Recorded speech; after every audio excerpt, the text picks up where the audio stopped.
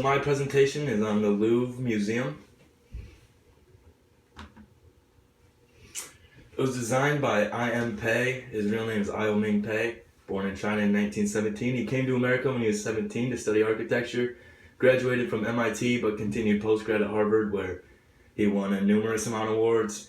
He started gaining major recognition in the early 1960s for some of his designs, like on the National Center for Atmospheric Research in Boulder, Colorado, and the National Gallery of Art in Washington. He's worked on things, churches, hospitals, schools, libraries, etc. He's worked on dozens of museums, but most notably is the Grand Louvre, or just the Louvre in Paris.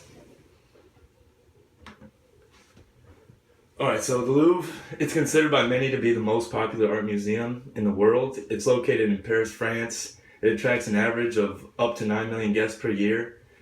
The museum has a ground level entrance through the pyramid, as you can see in the picture. And then upon entering it, you can venture off to 3 separate wings, which all have their own separate floors, like underground, level, and above ground. The museum consists of over 70,000 pieces of art that's spread over 650,000 square feet. There's another picture. Right. The Louvre Museum has one of the most exuberant histories a museum could really have. It was originally constructed as a fortress in 1190, and throughout the 16th century got a lot of work on it, but at one point it was abandoned by King Louis, and because he moved to Versailles. But later, under rule of Napoleon and then Napoleon III, they continued to add on to it up until 1980, when I.M. Pei really started to work on it and added the pyramid.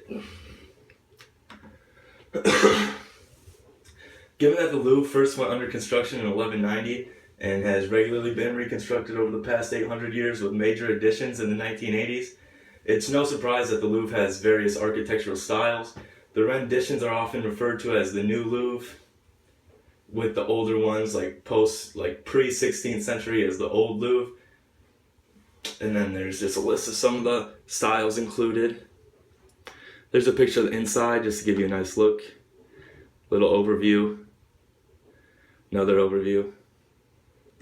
Okay, so this unique museum has a design and structure that is unprecedented. The entire structure really is just a clash of old and new methods and styles, from the Renaissance area, like within the building, as you can see with the paintings on the walls and just the designs in the side of the building, to the modernistic style of the Louvre pyramid, as it's entirely glass and steel, and you obviously would never see something like that in anything other than a modernistic era. But yeah, it really is. It's a melting pot of all different cultures and styles.